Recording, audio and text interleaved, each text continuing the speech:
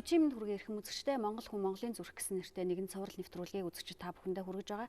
Энэхүү нэвтрүүлгээр бид ямар зорилгыг агуулж байна вэ гэхээр цаг үеийнхаа үүрэх ёстой ачааг үүрэх тэр залуучууд хаана байна вэ? Монгол орныг хөтлөж авч явах ёстой тэр сэхээлэг хүмүүс хаана байна вэ? Өөрөөр хэлбэл боловсралтай сэхэтнүүд хаана байна вэ гэсэн асуултанд хариултыг өгөх. Нөгөө талаасаа бид залуучуудаа яагаад дэмждэггүй юм болоо гэсэн асуултанд бас өөрөөсөө дотроо хариултыг өгөөсэй гэсэн зорилгоор энэ нэвтрүүлгийг хүргэж байгаа. Ингээд энэ өдрийн нэвтрүүлгийн маань зочин Оюун Эрдэнэ. За баярлалаа.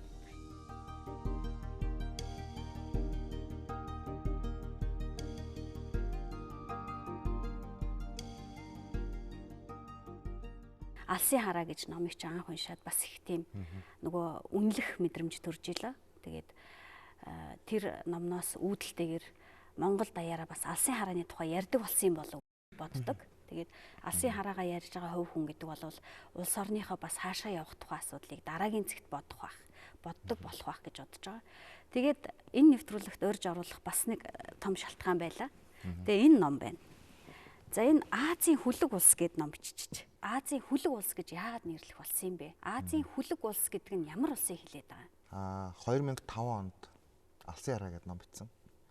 Тэгээ тэр номын хамгийн сүүлийн хуудсан дээр нь хэрвээ санаж байгаа бол би 10 жилийн дараа улс орны алсын харааны тухай ном бичнэ гэж бичсэн байдаг. Яг тэрнээс хойш одоо өнгөрч байгаа 10 дахь жилдээ Азийн хөлөг улс гэдэг нэртэй номыг өнгөрсөн 3 жилийн судалгаан дээр үндэслэж бичиж байгаа. Өнгөрсөн одоо 25 жилийн дүгнэлт, ирээдүйн 25 жилийн төсөөлөл байгаа. Гол нь бол Монгол улс өөрийнхөө давтагчгүй мөн чанар дээр тулгуурсан хөгжлийн завраар л хөгжих боломжтой. Ягаад гэвэл дэлхий дээр аль нэг улсын хөгжлийг ч юм уу хуулаад хөгжсөн улс гэж нэгч байхгүй. Бүр нэгч байхгүй. Яаж улс орн хөгждөг вэ гэхээр одоо өнгөрсөн түүхийнхээ улбанаас аваад өнөөдрийн цаг хугацааны ололтойгоо нийлүүлээд ирээдүгөө зөвөр тодорхойлсон энэ одоо нэвт цөлбсөн хөгжлийн торлог гэж би томьёолоод байгаа юм л та. За энэ зүйл бол одоо Азийн хөлөг улс буюу Азад эдийн засгийн бол нийгмийн хөгжлөөр тэргүүлэх орон байх зангилаа юмаа гэж. Зангилаа юм. Юуг хийх ёстой, юуг хийхгүй байх ёстой. Тэгээ жишээлбэл хөлөг гэдэг нэршил болохоор энэ бол оюун санаа гэсэн утгатай. Үргэлж оюунлаг байсаар ирсэн Чингис хааны үеэс. Хөлөг гэдэг бол мөн чанар, нэг үгээр бол нүүдлийн соёл иргэншил хүн чанартай байх, монгол хүн хэн байх вэ? Бид хэн биш юм бэ гэдэг энэ суур хүмүүжлийн асуудал. Тийм учраас үнийг бас хөлөг гэдэг мөн чанарын хувьд хүндсэн. Нөгөө талаараа хөлөг гэдэг бол хурд. Хурдны бэлэгдэл. Бид нар бол маш хурдтай байсаар ирсэн. 13 дугаар зуунд монголчууд тухайн үеийн одоо интернетийг ашиглаж байсан мориортой. Гэтэл өнөөдөр бид нар жишээлбэл энэ хөгжингүү хурдтай нийгэмд одоо олон улсууд тийм ээ мэрэгжлийн сэл дээр сэлж байхад бид нар бол нэг тийм хоос хамардаад л явж байгаа юм шиг санагддаг хгүй надаа. Тэгэхээр энэ хурд хайчав. Энэ хурд өөрөө юу байсан? Бид нар яаж илүү хурдтай болох вэ? Хурд гэдгээс бидний технологийн хувьд тийм ээ. Бид нар инновац гэж яриад байдаг тэр шинтгэлийн хувьд юу хийх ёстой, юу хийхгүй байх ёстой юм бэ гэдэг. Энэ зүйлүүдийн зангилааг л одоо оруулж бичиж дараагийн 25 жилийн хөгжлийн төсөөллийг гаргахыг оролцсон юм ном. За ингээд үүдээ ярихад ерөнхийдөө монгол хүн гэж өөрөө ер нь яг ямар хүнийг тодорхойлж хараад байна. Оюун Эрдэнэ өөрөө яг ямар монгол хүн юм? Монгол хүн байна гэдэг энэ асуулт бол өөрөө манай хөгжлийн маш чухал ойлголт болов гэж бодож байна. За 3 сая мөртлөө бид нэр дотроо их сэтгэлгээний задралтай байна шүү дээ. Өнөөдөр аав, ээж, өвөө, хүүхэд 3 суугаад ярих юм бол баг ойлгохдохгүй. Нэг нь коммунизмын одоо социализмын бүтээн байгуулалтын өмнөх үе ярина, ардын бясалгал. Нэг нь социализмын бүтээн байгуулалтын үе, нэг нь шилжилтийн үе. Одоо болохоор ингээд магадгүй илүү барууны соёл ч юм уу ярих байна. Тэгэхээр 3 сая ард түмэн яагаад сэтгэлгээний хувьд ингээд өвдөрч орох вэ? Энэ түүхэн холбоо. Энэчнээсээ бид нар аваад яг Монгол хэнийг монгол хүн гэх юм бэ? За бид зөв маш тодорхой хэл. Энэ бол түүхээ ойлгодог. Үндэсний ялгарл бол нүүдлийн соёл иргэншил муу юм а гэдгийг одоо хүлээмжширч чаддаг. Ирээдүйд бид нар ийм төсөөлтөөр ингэж явж чаднаа гэдгээ хүлээмжширч чаддаг. Эх орон үзэлтэй үзэл гэж юу вэ гэдгийг ойлгож чаддаг. Идэвхтэй иргэн тийм ээ хариуцлагатай иргэнийг бол монгол хүн гэх болов уу гэж. Тэр би хувьдаа боддог. Яагаад би нэг ингэж хэлж байгаа гэхээр жишээлбэл одоо ингээд гадагшаа ч юм уу явхад тэнцээ монголоор ярихгүй байгаа залуучууд байна. Гэтэ монгол хүн тийм ээ багаасаа тэнцээ өссөн. Тэгэхээр чи энэ монголоор ярихгүй байгаа юм чинь чи монгол хүн биш ээ гэж хэлэх үү гэдэг асуулт гарч ирж байна. Эсвэл энэ ч бас ингээд монгол хэлтэй тийм хүмүүс байна. Гэтэл тэр хүний дотоод бодож байгаа ухамсарын хэмжээнд тэр хүн жил их орондоо хайртай биш байл яав. Тэгвэл энэ хүнийг монголоор сайн ярьж байгаа, монгол бичиж байгаа юм чинь монгол хүн гэх үү гэдэг асуулт гарч ирж байна. За тийм учраас ардсан нийгэм бол өөрөө олон ургалж үзэл одоо бодлын нийлбэр те. Гэхдээ суур үнэт зүйл нь яг одоо Монголтойгоо уялдах юм бол энэ бол монгол хүн гэж би итгэдэг. За яагаад би жишээлбэл нүүдлийн соёлын иргэншлэхээр хэрвээ Монгол улс хот улс болоод одоо хөдөө хязгаар нутгаа сахиж байгаа малчид бөөнөр хотод ороод ирэх юм бол Монгол үндэстэн байхгүй бол. Яг л тэнцээ чин тоон тушаа айраг те нэг үрлэл бид нар чин нүүдэлчин үүгээр ялгарч байгаа. Энэ үндэсний ялгарл байхгүй бол. Тийм учраас магадгүй хотод өссөн ч бай. Нүүдлийн соёл иргэншлэл бидний үндэсний дархлаа юм а гэдэгт итгэх хэрэгтэй. Энэ бол нэг юм суур бидний нэгдэх хэрэгтэй үнэт зүйл. Хоёрдугаар түүх байна. Түүх бол ирээдүйн тойл. Түүхэн алдаа оноо юу байв гэдгийг бид нар мэддэг. Тийм учраас дунд сургуулийн програм ч юм уу түүхийн хичээл нийлүү түлхүү ороосаа гэж боддог. Ягаад гэвэл түүхээ унших тусам монгол хүн гэж хин юм бэ гэдэг олж. Тэр үед ямар хууль цаацтай байсан. Тэр үед Монгол ямар үнэт зүйлтэй байсан. Тэр үед Монголын эзэнт гүрэн ямар хүчтэй байсан. Үүний нууц нөгөө нэг мөн чанар, хурд, оюун санаа байжээ гэдгийг олж харна. Тэгэх юм бол ирээдүйн аяндаа харагдана. Энэ бол 25 жилийн дараа Монгол улс ийм улс болно. Бид бол ийм улс биш. За үүнийгээ олоод харцсан иргэн бол өөрөө монгол хүн юм аа гэж. Одоо би бол боддог. Яг л энэ дээр бүрийнхээ хариулмааргүй байна л да. Би шүмжлэх айхгүй байна. Яг л ардсан нийгмүүд бол өөрөө олон ургалж үзлээр санаа гаргаж тавих хэвээр. Бухимдаад муулаад байхаас илүүтэйгээр өөрийн гэсэн хувилбарыг гаргаж тавиад хилцүүлэлт оруулах хэвээр. Тийм учраас их зоригтой хариул. Өөрийн чинь хараад хүсэж байгаа тэр монгол хүмүүс өнөөгийн Монголын нийгэмд хэр олон байна вэ? Тэр нийгмийг хөдөлгөгч одоо хүчин болсон босралтай залуучууд нь хаана байна гэж байгаа. Харамслалтай тэдэнд гүүр байхгүй. Дотоодод төгссөн залуучууд, гадаадд төгссөн залуучуудын дунд сэтгэл зүйн ангал байдаг. Үүнийг барьдаг гүүр байхгүй. Өнөөдөр хүртэл. Гэхдээ яг үгээр аль алийг нь ойлгохгүй хүн энийг хийх боломжгүй шүү дээ. Тэр чинь хүн хоорондын харилцаа юм чинь. Тэгэхээр зүгээр энийг би өөрөө жишээл бэхийн 10 жилийн сургууль төгсөөд бас ингээд нэг Харвардд сурч ирсний хувьд энэ хоёр ялгаа юунаас болдгоо гэдгийг би бол олж харсан байхгүй. Тийм учраас энэ залуучуудын нэгдэл байх ёстой маа би одоо нэг бодлогын судалгааны хүрээлэн гэдэр хийгээд байгаа юм тэр. Нөгөө талаараа энэ бол хэвлэл мэдээллийн байгууллага ихтэйд сургууль. Тэгээд хараат бус бодлогын судалгааны хүрээлэн иргэний нийгмийн байгууллагуудын хамтын ажиллагаа хийх хэрэгтэй.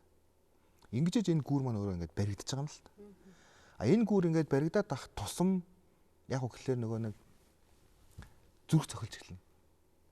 Идэвхтэй иргэд бий болно. Нийгэм хөдөлгөөнд орж эхэлнэ. Идэвхтэй иргэн болоод нийгэм хөдөлгөөнд орж ирнэ гэдэг өөрөө нийгмийн шинэ соёлыг бий болгоно. Магадгүй тэд нэр одоо юу гэдгийг сонгож байгаа улс төрчтэй ч юм уу. Эсвэл бодлого тодорхойлж байгаа гүйцэтгэл цэцэл дээр одоо ажиллаж байгаа хүмүүсээ одоогоос илүү өндөр түвшин шүүмжилдэг болно. Тэр нийгмийн шалгуурыг давж гарч ирэхийн тулд улс төрч татгалаад 7 хоногийн нэг өдөр номын санд очдог бол. Дахиад зэнэглэхгүй бол тэр хүмүүс нийгмээс хоцордог бол. Энэ бол өөрөө хөдөлгөөнтэй танай нэвтрүүлгийн нэр шиг те цохилж байгаа зүрх. Энэ хөдөлгөөн байхгүй тэр гүүрүүд байхгүй байх тусам яг л тэр хүмүүс дотроо бухимдна. Эсвэл шар арганы ширээний ард бухимдна. Эсвэл тус-тусдаа те галтгоондоо бухимдна. Ингээд байх тусам тэр өнөөдрийн нийгмийн тэр нөө ёс зүй дэвшлэхгүй байгаа учраас биднийг магадгүй бидний бодож байгаас өөр хүмүүс удирцаар байгаа. Ингээхээр тэр нийгэм буруу тийш явсаар байгаа. Нөгөө нэг яриад байгаа тэгшвэс байдал гэдэг тэр зүйл шудраг бусаар нэмэгцээр л авал.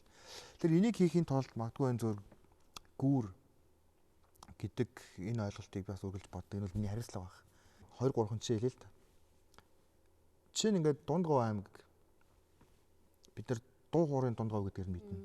Гэтэл Дундгов аймаг бол дэлхийд сэргээгт гэрчим хүчний үйлдвэрлэлээр хөгжих боломжтой бүс нутаг. Үүнийг холж харсан Угнаа гэж залуу байна. Тэр хүнийг авцраад өөрийнхөө судалгаагаа Монгол Улсын засгийн газар танилцуулаад энэ зүйлийг хийхэд нь би дэмжлэг үзүүлэе гэж бодож байгаа.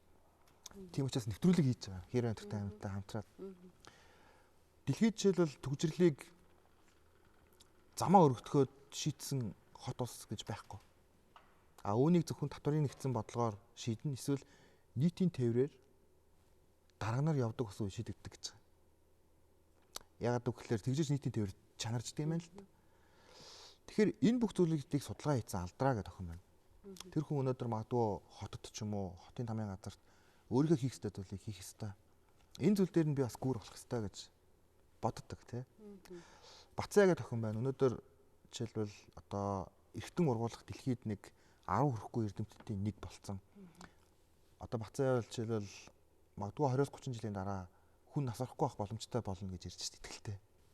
Тэгэхээр энэ бүх юм үндэсний ялгарлуудыг хийх хүмүүс байна шүү дээ. Үүнийг бид нэр эргэлтэнд оруулах хэрэгтэй. Тэгжиж өнөөдрийн байгаа уул уурхайг цикл унахад тэргүүлэх салбараар түүнийг нөхчиж нийгэм доктортой өгч. Тэгэхээр яг өнөөдөр энэ бүх зүйлүүдийг мэдээж ярих хэрэгтэй, соён гэгэрүүлэх хэрэгтэй, хийх хэрэгтэй. Тэхийн тулд тэнцээ байгаа тэр одоо юу гэдэг юм олон зүрхүүдийг хооронд нь холбох хэрэгтэй. Судас шиг. Тэгээд тэр зүрхүүд зэрэг ажиллаж чадах юм бол нэг том Монголын нийгэм бол тий Монголын нийгэм бол их дорхноо хөгждөг. Хүн амын 1% нэг баян нэг 15-аас 20 орчим хувийн дундаж давхарга. Бусад нь дунджаас доогуур түвшинд. Тэгэхээр 70 орчим хувийн дунджаас доогуур түвшинд өнөөдрийн талах маргаашийн одоо тийм ээ хоолны төлөө явж байгаа хүмүүс яаж идэвхтэй иргэн байх юм? Тэд нар яаж жимд явах юм? Яаж номын санд суух юм? Яаж өөрсдөө соён гэгэрүүлэх юм? Яаж тэд нар хадгаламжтай болох юм? Яаж тэд нар одоо жишээлбэл ингээд идэвхтэй иргэн байхын тулд улс төр судлаад оролцох юм бэ? Тэгэхээр энэ зүйлийг бид нар шийдэж чадахгүй 3 сая хүний асуудлыг бид нар шийдэж болох байхгүй юу? Тэгэхээр энийг бид нар шийдэж чадах юм бол энэ бол Монгол улсын хөгжлийн гарц. 3 сая хүний 70%-ийг нь яаж дунджаас дээгүүр орлоготой болгох уу? Боловсралтай эх оронч, эрүүл биетэй, эрдэм боловсралтай, эрхэм суртахуунтай Монгол шин залуу хүнийг яаж бий болох вэ? Одоогийн байгаа хүүхдүүд бол би аль ч улс орны ирээдүй гэж боддог. Ирээдүрөө тэмүүлж ургаж байгаа цэцэг. Харин тэр хүүхд ургах хөрс суур байна. Боловсролын түвшин, нөгөө хүүхдийн эмнэлгийн асуудал. Энэ бүх зүйл нүдэнд харагдахгүй ч гэсэн ирээдүйд нөлөөлж идэг учраас нийгмийн чиг баримжаатай хүний хөгжлийн онолрол бид нар явах хэрэгтэй гэж бодоод байт юм л.